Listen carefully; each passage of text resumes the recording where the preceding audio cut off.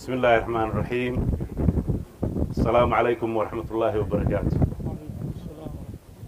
دمان dadka muslimiinta ah maanta halka isugu soo baxay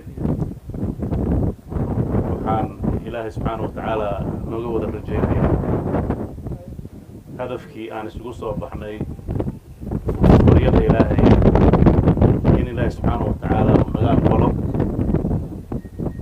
xaaladda dalkeena iyo dadkeena ku jiro intii ugu horeysay ayaa ka hadashay inta halka joogtana waa xogogaal xaalad adag ayay bulshadeena intii badneed ku sugan tahay bulshadii miyiga jirtay waxay u taabatay si toos kuwii magaalooyinka joogana waxay u taabatay si dadban waa dhici kartaa dadka magaalada jooga in xoolihii oo haraadan oo waxay cunaan la inay subax walba ku soo toosin laakiin waqtigii ka imaan jiray oo ay magaalada ku degaayeen heerka uu marayo way u jeedaan xaaladda hadda jirta waa xaalad Ilaahay subxaanahu wa ta'ala keliya uu naga qaadi karo marka waa inaan Ilaahay subxaanahu wa ta'ala aan u tadarrucnaa oo isaga xaggiisa aan mar walba khayrka ka filaynay inaan kulligeen isugu tagno waxaa intaa dheer awoodda Ilaahayna siiyey iyadana inaan ka faa'iidaysano si aan xaaladda adag uga baxno dabcan guddiyada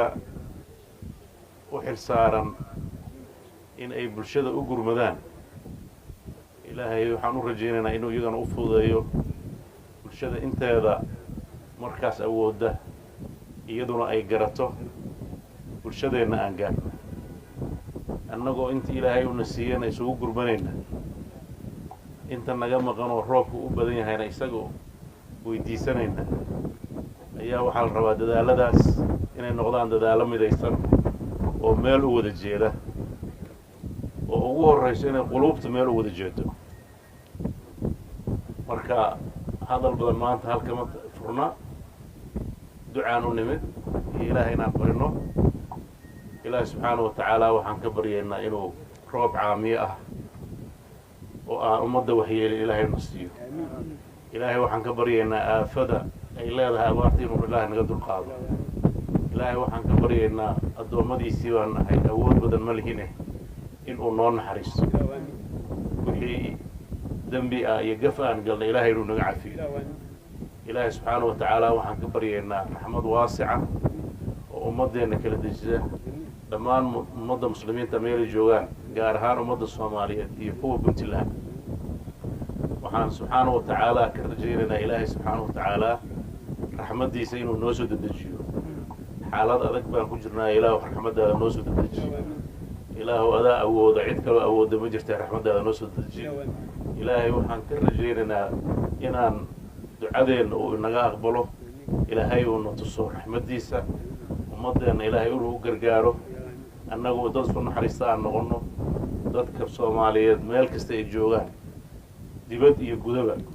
waxaan Ilaahay subxaanahu wa ta'ala halka uga rajaynayaa inuu garansiiyo inay isu gurmadaan xaaladda lagu jiro cidda joogta uun baa garan karta inta maqan waxaa laga yaabaa maqal inay ku tahay waxaa hadda jira xaalado adag xoolihii ay bakhtiyayaan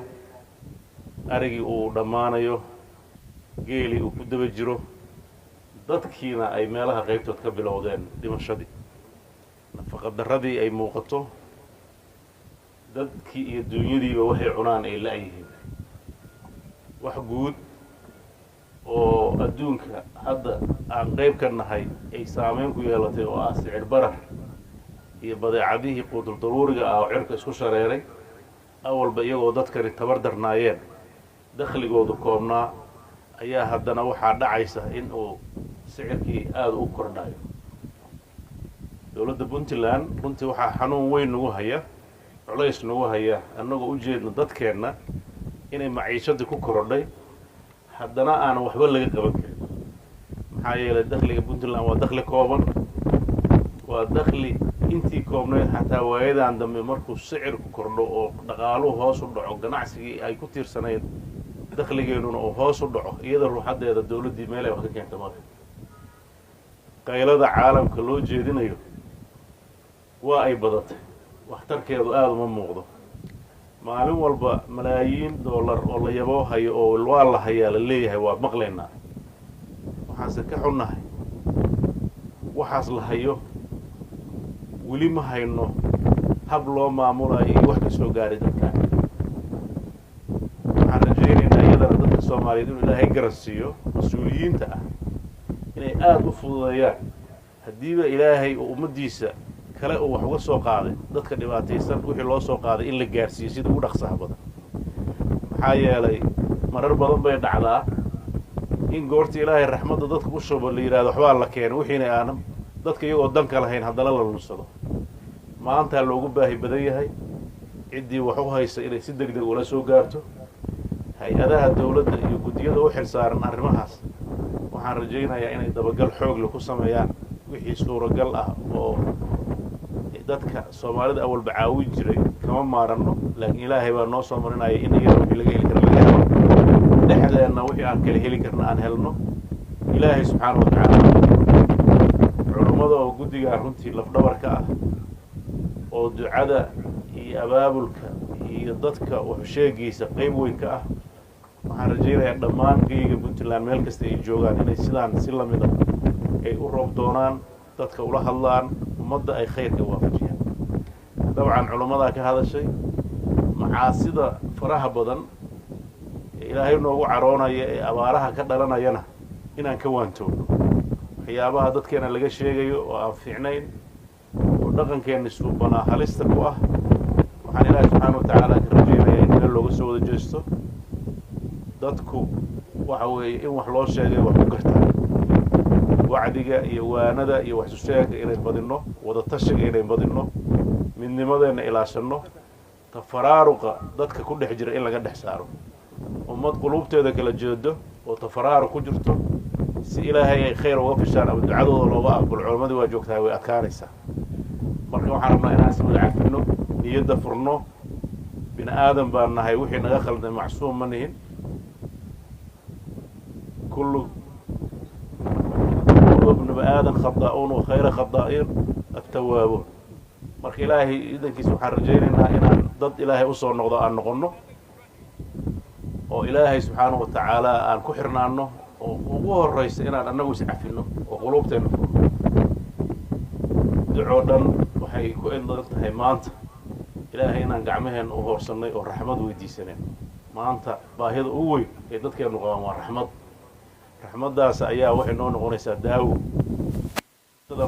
noo haleynaysa iyadaa dadkeenna dhibaataysan xal u helaysa iyadaa dadkeenna murugaysan ee hooyooyinka iyo odayaasha miyiga jooga iyo carruurta sabiga ah ee wax lagu sabira la'yahay iyada unbaa deeqi marka ilaahay subxaana wa tacaala waan ku celcelinaynaa ilaahu raxmaddaada waasicanas ilaahu raxmaddaada waasicanas